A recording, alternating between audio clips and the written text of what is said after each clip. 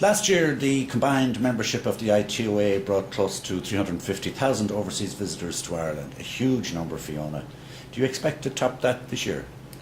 It will be a challenge to top that this year, Eamon. I mean, we would obviously hope to, but I suppose the changing pattern over the last couple of years has been that the lead time for a lot of our business has shortened considerably. So we still have a lot of business to do in 2011, so there's still hope that we might be able to increase the numbers on last year, but I'm not entirely sure that that will happen this year. Okay. And in your dealings with the Irish trade, and you're in contact with them on a daily basis, do you detect a small return of confidence there? Yeah, no, without a doubt. I think there is definitely more optimism in our sector, without a doubt, and that is very encouraging. Yes. And I think there is a feeling that there is a change in perceptions of Ireland abroad, and that again it is seen as an attractive destination. Yeah. And I think between this year and next year we're definitely going to see an increase in numbers. That's good. And are we looking at a two-speed recovery here? I sometimes get the impression that Dublin is beginning to lift off, and Dublin is beginning to see a return to fairly positive growth, whereas the rest of the country may be lagging that. Is that your own feeling? I think that would be true. I think a lot of us would find it easier to bring business into Dublin at the moment. I think that you are right, it will follow into other parts of Ireland, because for, in particular, say our American visitors, the Ireland is more than Dublin. Yeah. And I think as our tourism products become more competitive, I think definitely we will see more people coming back into other parts of apart from Dublin. The Dublin is doing very well at the moment, and we some of this would be because it is seen as a sort of a good city. Sure. Short. Yeah. Break. You also have the advent, of course, of the new convention centre. That must have made a big impact. It definitely.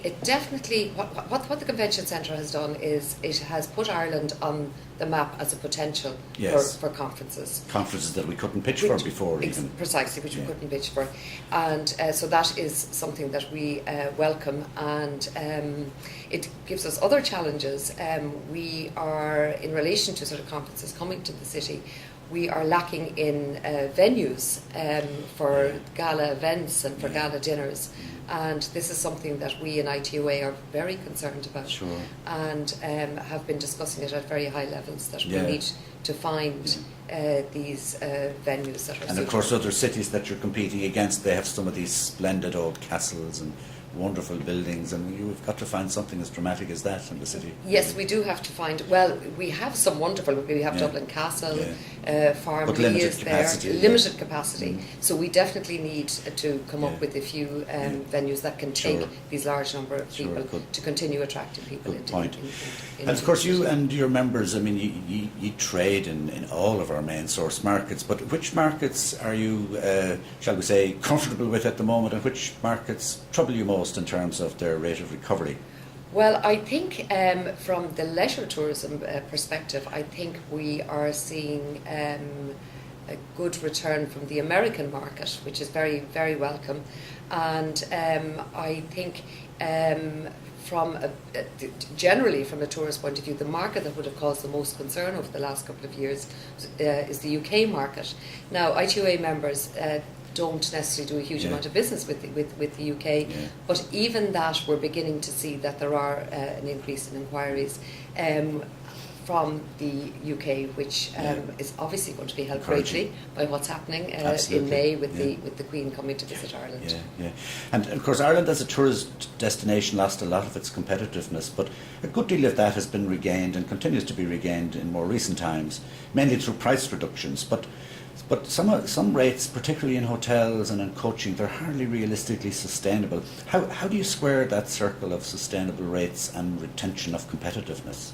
Well, I think there's no doubt about it. What happened in the last couple of years, we lost business because of our lack of competitiveness. Yeah. And if we're going to get business back, and as we are getting business back, it is because Ireland is now perceived as being competitive. Yes. So you have to combine that with the being able to continue to offer competitive rates in hotel while giving the level of service that people need, while maintaining that wonderful Irish welcome.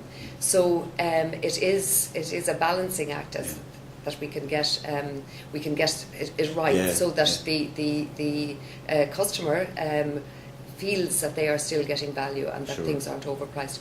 But Eamon, on that, I would have concerns still about more particularly now outside of Dublin, the fact that eating out, having the cup of tea and the scone is still way too expensive. The incidentals, and this is what is not going to help. And Dublin, I think, if you look at the number of very fine restaurants that offer early birds, that offer sort of good set menus at under €20 in some lovely restaurants, and we need to get that throughout Ireland. The country, good point.